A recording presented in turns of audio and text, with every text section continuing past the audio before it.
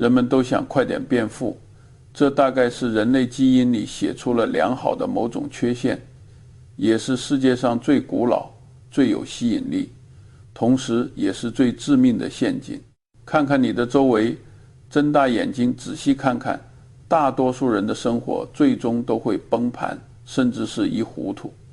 这背后的根源，财务并不等于他们不够聪明，也不等于他们不够努力，而在于一种急性骨髓的病态心理，太急了，业主都急不可耐，冲进赌场，妄想一把翻身。人们去买那种印着天文数字的彩票，那是专门向不懂数学的人征收的智商税。人们疯狂围观那些甚至连名字都读不顺口的热门股票，把杠杆加到极致，仿佛明天世界毁灭，今天必须把钱赚够。这些行为表面上看千差万别，其实本质上都是同一种绝症，妄想在财源赔款之前就先得到结果。这违反了物理学定律，也违反了生物学法则，当然更违反了经济规律。变富从来不靠什么惊天动地的天才操作，而是靠避免犯傻。而大多数的犯傻都披着紧急的外衣找上门来的。我在这个地球上活了快100年了，这100年里，我见过哑巴的循环上演着这种一遍又一遍，没有任何新意，只有不断重复的悲剧。回想一下去年的20年代，很多人觉得股市就是一个永久的动机，只要把钱扔进去，出来的就是更多的钱。到了90年代，人们又以为只要公司名字里带个互联网的标签，股价就涨不会跌。再看看去年08年，全世界都注定永远不会下跌。这就是人类历史上最大的泡沫之一。你看，不同的年代，不同的伪装，但剥开皮以后，里面是一样的傻瓜。变富这句话听起来太无聊了，简直让人打瞌睡。可恐慌就是这种无聊，才是唯一劳作的解药。只要你能控制住自己挥霍的欲望，把赚到的钱持续投入到有阿富汗的资产中，并且像传染病一样忽视那些会导致灭顶之灾的错误，财富就会像滚雪球一样一点一点就开始起来。这听起来不性感，对吧？但这才是真相。最后的胜利家往往不是因为他比别人聪明多少，而是因为他从来没有死过。我是在大萧条的废墟中长大的，如果你没有亲眼经历过那个时代，你根本无法想象那样惨状。我亲眼看到无数体面的家庭倾家荡产，男人们失去了人格，在街上讨价还价，女人们为了让孩子吃上一口饭，精打细算到了令人心碎的地步。那些破产的人是因为他们懒惰，等潮水退去，他们才惊恐地发现自己是光着身子的。那段记忆就像烙铁一样深深地印在我的脑海里。从礼物开始，我就明白了一个道理：永远别指望好日子会一直持续，你必须想象坏情况一定会发生，并提前做好准备。光是拥有这种心态，你就已经有90%的人更容易变得富有了。我从来不着急，我和沃伦·巴菲特在一起，用了几十年的时间，一点一滴地修建起伯克希尔哈撒韦这座堡垒。我们正在追加交易，追加一笔交易做，一个砖块接一个砖地堆。这里面没有烟花表演，没有那样让一个素人的天才操作，只有耗时而漫长的耐心。但这种探险，大多数人都受不了，他们渴望刺激，渴望心跳加快的感觉。如果你想找刺激，我建议你去拉斯维加斯或者去跳伞。但如果你想致富，你就得学会拥抱无聊。可现实是残酷的，没人愿意听这些，大家都像没头苍蝇一样，到处寻找秘诀、捷径、内幕消息。可在财富这件事上，所谓的捷径往往会让你绕过最远的路，而且路上布满了荆棘和陷阱。我见过身家亿万的富人破产，就他们坐不住，非要去搞什么复杂的金融衍生品。我也见过普普通通的图书管理员慢慢变富，靠的只是持续因为长期持有几家优质公司的股票。这其中的差距没有智商，全在心态。这就是那个著名的悖论变富的方法，就是别急着变富。说实话，我从没有计划过要成为亿万富翁。我年轻的时候的目标很简单，就是独立。我不想受制于人，不想为了糊口而去做我不喜欢成功的事。我只是比别人更长久地保持着理智。我不嫉妒别人的，我不背负沉重的负担，我不去折断那些我不明白的东西，然后我只是让复利这个数学奇迹代替我的干活。听起来很无聊，很好，无聊才安全，无聊才能活下来。在这个充满噪音的世界里，最后能真正变富并守住财富的，往往都是那些能忍得住无聊的人。大众永远学不会这件事，因为那是妨碍人性的。但你也许能学会，因为慢慢变富，唯一能让你一辈子富下去的方式。在人生所有能毁掉自己的方式里，嫉妒绝对是最愚蠢的一种。我一直把它叫做最傻瓜的罪，直到今天我也这么认为。你们想七宗罪里的其他几项，色欲，至少那还能给你带来近30%的快乐，贪吃美味，至少你还能吃到一部分的大餐。愤怒，至少有时候发泄出来能让你觉得爽快一点。它能给你什么？它给你什么都不给，只留下一个肚子酸水和无尽的痛苦，至少是100%的负面情绪，没有一点点好处。但我就看到太多人被一点点消灭。他们不知过得不错，但就是管不住自己的眼睛，总是盯着邻居的新车或者走运的表亲在生意上赚了大钱，他们就郁闷，然后开始愤世嫉俗，开始觉得自己是受害者。他们不想着怎么改善自己的，反而一门心思地追寻别人，恨不得别人倒霉。这不仅不理智，简直是有毒的。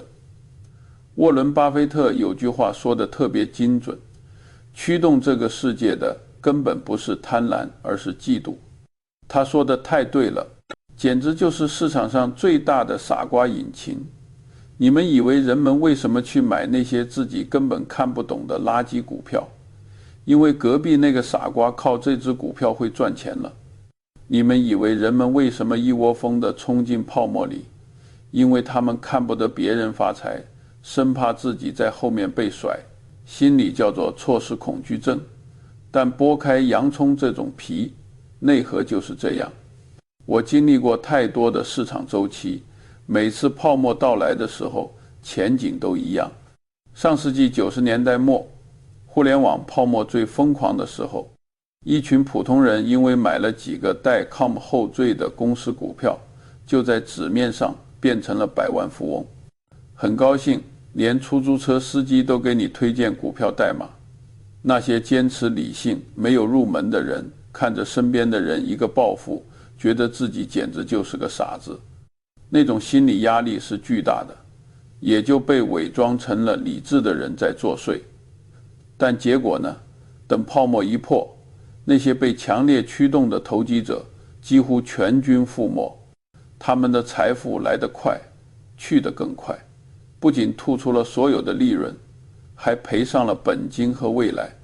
简单的解药其实很简单，但也很难做到。别玩别人的游戏，玩你自己的。如果你总拿自己和别人比，无论你多有钱，你永远不会觉得自己富有。有人比你更有钱，有人比你赚钱更快，那又怎么样呢？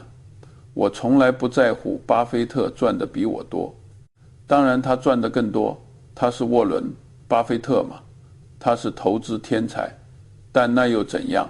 我拥有的已经足够多了，我生活不错，家庭幸福，睡得香，这才是真正的财富。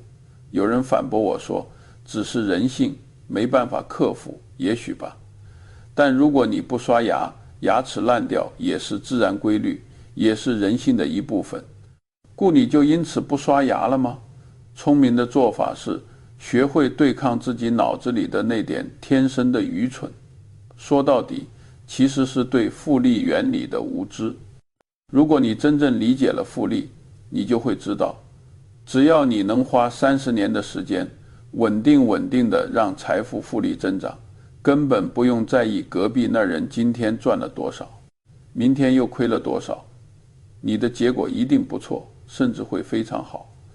所以，听我一句劝告，下次当目睹那个小恶魔在你耳边低语时，狠狠的要闭嘴，提醒自己，你要打的是一场漫长的战斗。记住，历史上从没见过哪个人因为嫉妒而变富的，但我见过无数人因为嫉妒毁掉了名声，搞垮了合作，让聪明人干蠢事。但我从没见过嫉妒能带来幸福，一次都没有。另外，要理性，要耐心，审视看起来无聊，让那些极度饥饿的人自己去发疯吧，能够免疫短期。这就是你能拥有的最大心理优势。圈层能力与认知边界，我犯过一次活动，别被亿万富翁这个闪电给骗了。我其实本可以更富有的。我人生中最愚蠢的错误之一，就是太久坚持了所谓的烟蒂投资法。这就是本杰明·格雷厄姆教给我们的。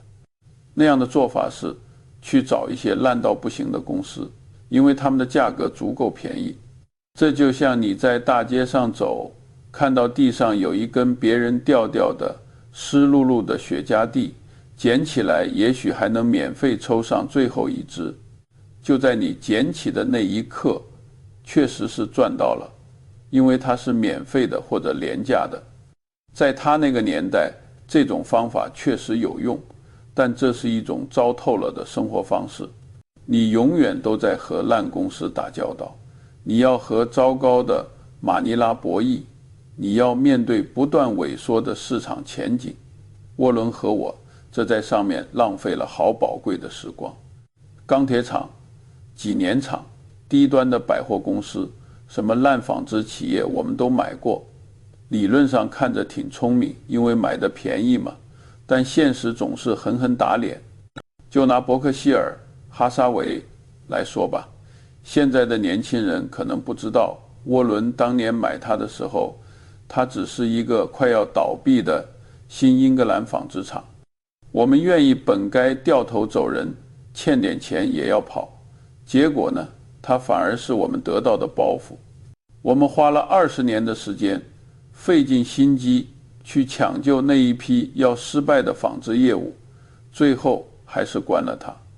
如果我们把那些时间、精力和资本早早地投入到像可口可乐或者喜诗糖果这样的好生意上，我们今天的财富可能要翻好几倍。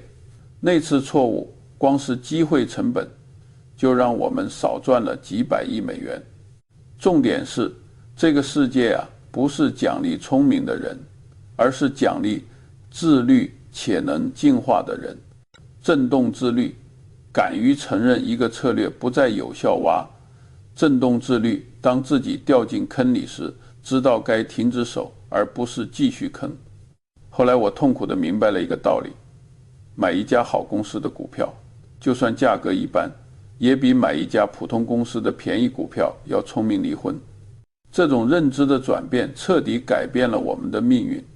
我们从翻垃圾捡便宜货的流浪汉，变成了拥有可口可乐、喜诗糖果以及那些年复一年都在印钞的优质电子商务的所有者。当然，这堂课的学费一点也不便宜，很多普通人都没有意识到，错误也会复利的。你一开始一个微小的认知偏差，随着时间的推移，会被放大成巨大的灾难。你若死了一个傻瓜的想法不放，最后只能越亏越多。想要致富并守住财富，别光研究成功学，还得研究失败学，尤其是你自己的失败，那是唯一让你不再犯同样愚蠢错误的办法。你不可能的事都对，没人能做到，但你不用是天才也能赢。只要别重复一遍又一遍地犯那些浪费金钱、浪费时间的错，由此引发了另一个核心概念——能力圈。我看到的拉斯维加斯最大的问题是过度自信，人们都以为自己比实际多。在生活里这很危险，在投资里这简直就是致命的。人们对股票、政治、经济趋势、医药科技动不动就形成了结论，可他们其实一知半解，甚至连皮毛都摸不到。但一旦他们有了一个观点，就像维护信仰一样护着它。悟越少的人，水平门往往越大。我这辈子都在尝试反其道而行，我深刻地意念着自己在何处的知识的边界，那个界限就是安全的起点。我不知道的事，我就直接说我不知道。这句话可能帮我省下的钱比任何一只大牛股赚的都多。想想2008年房地产泡沫破裂前那场狂热，人人都觉得房价只会涨。那些对信用风险无相似的人，靠借钱去买第二套、第三套房。为什么？因为他们盲目自信。当现实来临，他们全都被碾碎了。解决办法只有一个：谦逊。不是那种假装谦虚，嘴上客气，心里还觉得自己是天才的假谦逊，而是真正的基于认知的谦逊。要能接受自己的无知，否则闯入自己不了解的领域。我从不投资那些复杂的科技公司，不是我讨厌科技，也不是因为我看衰他们，部分是因为我对他们没那么懂。我不能像我因为懂消费、懂保险或者懂银行那样去深刻理解他们的未来。我不需要假装什么都懂，只要在自己的能力圈里供够多就行。但大多数人做不到这种自律，他们总想相信自己比实际聪明，于是被投机、潮流、盲目炒作牵着鼻子走。讽刺的是，能够在长期里活下来的，往往不是最聪明的人，而是那些愿意承认自己不知道的人。我说过，这条路绝不是轻松的。任何觉得这很容易的人都是傻子，偏自信。过头的人总以为自己已经掌握了规律，市场会惩罚这种傲慢的人，人生也是。我见过太多的投资人、律师、政客都在一句“我错了”说不出口。他们宁愿在错误上加码，也不愿承认不确定，那是自负，而自负代价极高。聪明的做法其实很简单，待在自己的能力圈里，别装懂，别骗自己，别让自我让膨胀主导决定。人生能走得远，靠的并不多聪明，相反，少犯那些因为过度自信而造成的愚蠢错误。这意味着要学会忍住嘴，下注要简单，别去抢风头。因为很多看似聪明绝顶的操作，其实风险只是在等着爆炸。能记住这一点，你就能比大多数人活得更久。大多数人一生都是职业主义者，他们拼命往上攀爬，修筑心灵，追逐更高级的而已。如果你只想要一份稳定的工资，这没有问题。但如果你想要真正的财富，你就得到拥有的东西。在一家公司工作和拥有一家公司完全不是一回事。员工拿的是时间的钱，老板拿的是成果的钱，有时是一辈子的钱。我当律师时按小时收费，那是最毁灭灵魂的赚钱方式。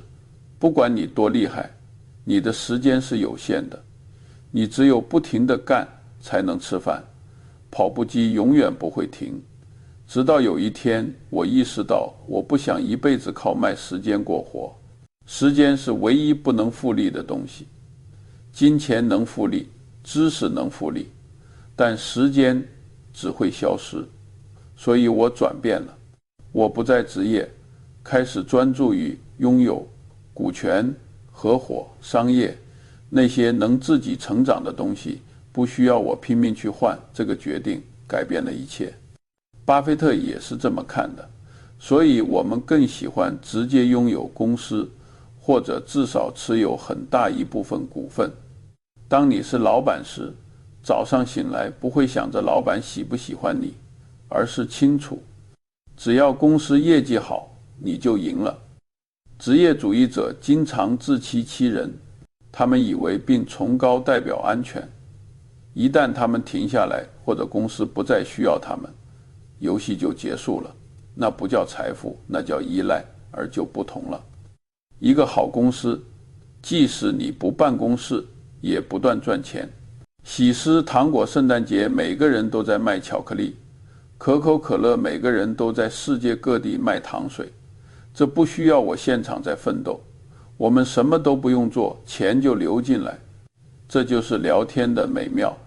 我不是说每个人明天都该辞职，但如果有选择，尽量往拥有身边靠。拿股权，不要只图多一点工资，省钱投资，直到你能拥有一部分在你睡觉的时候也能赚钱的东西，那才是财富能推动下去的真正方式。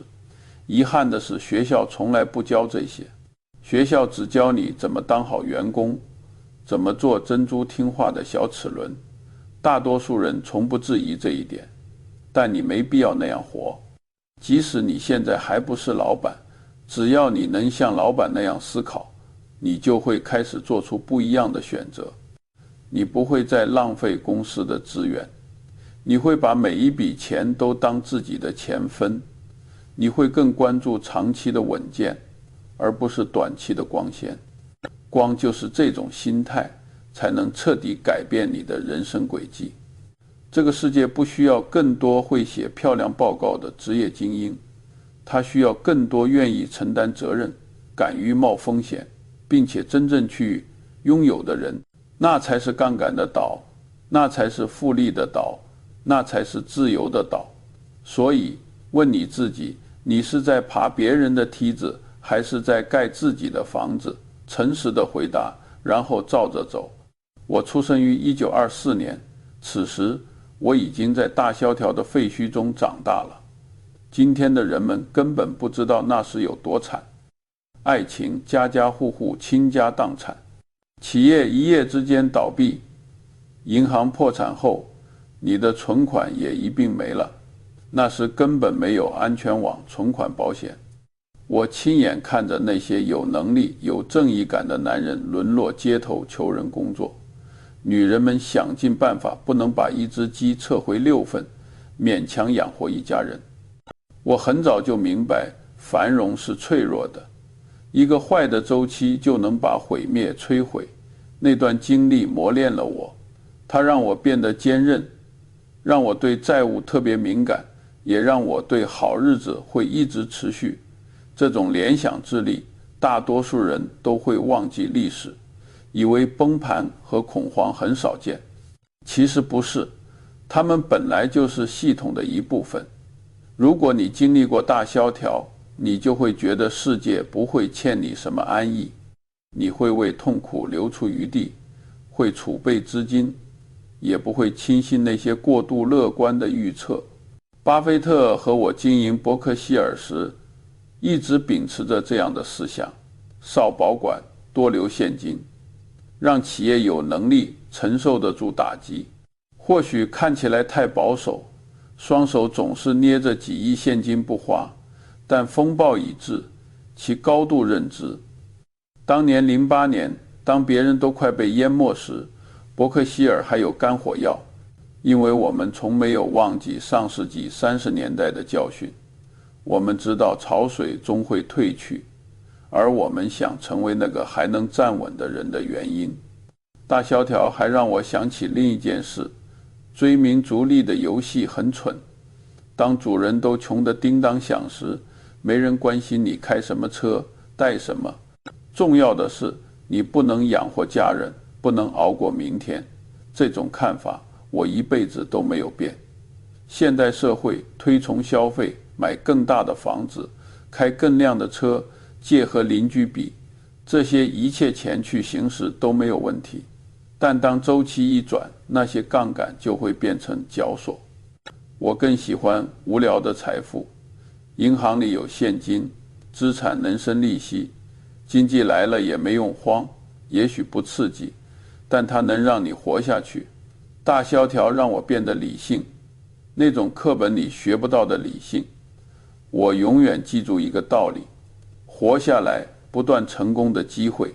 你愿熬不过苦日子，也别指望能享受好日子。所以我的建议是，别以为好日子会一直持续，别靠着兔子去维持面子或生活方式，别让自己活得太接近悬崖，一旦下线，就可能彻底崩溃。历史不会完全重演，但它俱乐部押韵。大萧条的韵脚很清楚，只有聋的人才能活下来。如果你想要一个简单的好生活公式，就是远离3个 D。第一个 D 债务 debt， 第二个 D 戏剧性麻烦 drama， 第三个 D 蠢人 dumb people。 我们先说债务。对大多数人来说，债就是毒药，它皮肤能带来杠杆，让你提前享受，实际上却给你套上了枷锁。我曾见过聪明的太多人破产，只因为抵挡不住杠杆的诱惑。只要遇到一次意外，一次下水，银行立刻就失去了他们的主人。我养成了一种习惯，量入为出，这样我就不用为了生存而求人。仓库让你变成奴隶，金钱才能让你自由。接下来是戏剧性麻烦。我不是说舞台剧，而是那些没必要的混乱，乱七八糟的离婚，撕破脸的官司，合伙人的纷争，这些我都躲得引人注目的，就像躲瘟疫一样。因为这些戏剧性的事情会分散注意力，让你无法持久积累。他们会消耗掉你的时间、精力，还有理智。为什么我和一个女人结婚几十年了，我注意到那些喜欢争斗的人，把自己的圈子保持在这个小注意力。这种稳定让我能创造财富，而不是收拾烂摊子。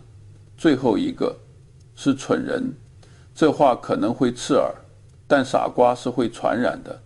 你和傻瓜混在一起，就会学到他们的坏习惯。他们会引诱你去干鲁莽的事，还会把你拖进自己制造的麻烦里。巴菲特和我选择在合作对象时都非常严格，我们只和诚实、有能力、有理性的人打交道。人生太短，不该浪费在不靠谱或奸诈诈骗的人身上。宁可错过生意，也能损害你的人合作。很多人没有意识到，忽视这条原则会带来巨大的痛苦。他们取错了人，和骗子合伙做生意，把钱借给永远不还的朋友。其实只要你敢说不，这些就能避免。这就是主题，学会说不。对债务说不，对戏剧说不，对蠢人说不。这样的生活也许不光鲜亮，但它富足、平静、财富。不只是表面的数字，更重塑无所谓痛苦的自由。去掉这3个的，你就已经是世界上90%的人了。靠的不是天才，而是自律，而自律比天才更可靠。人们总喜欢把我和沃伦·巴菲特的合作浪漫化，希望我们是2个天才，坐在烟雾缭绕的房间里，策划着投资奇迹，胡说八道。其实很简单，我们脾气相投，我们避免傻瓜，我们有耐心，就这么简单，没有魔法。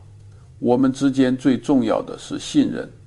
我从不担心沃伦会背着我搞小动作，他也从不担心我会卷钱跑路。光是这一点就让前面提到了大多数商业伙伴关系。我们不需要厚厚的法律合同，不需要那些相互防备的人。这种信任的效率在商业世界里是极其罕见的，也是非常有价值的。我们还有共同的信仰偏好，我们不随大流，觉得某件事傻了，我们就直说，遇到不懂的事，我们就放弃。还有一点，我们喜欢的东西不一样。沃伦喜欢钻研细节，他能连续看年报12个小时，乐此不疲，而我更关注大局，比如市场心理、人类判断的模型。这种差异让我们更强，我弱的地方他强，他弱的地方我补。当然，事情也不是总一帆风顺，我们也犯过错。有些烂公司我们持有的太久，我们低估了科技改变行业的速度，也错过了一些让我们更富有的机会。但关键是，不是完美必须的。我们之所以能够犯错，是因为基础足够稳定。理性、耐心、信任，这3样就是我们的安全网。他们让我们工作了几十年变得复利。很多人以为合作失败是因为策略问题，其实不是，大多数时候人失败是因为性格问题、贪婪、自负、关系。我们能注意到这些，不是我们多高尚，而是因为我们有自律，我们还有个规矩，别为碎银子打架。如果有钱上的争执，那就让对方占便宜。这样一来，小矛盾就不会变成大问题。在大多数合作关系里，这样的做法很少见到。当然，运气也有作用。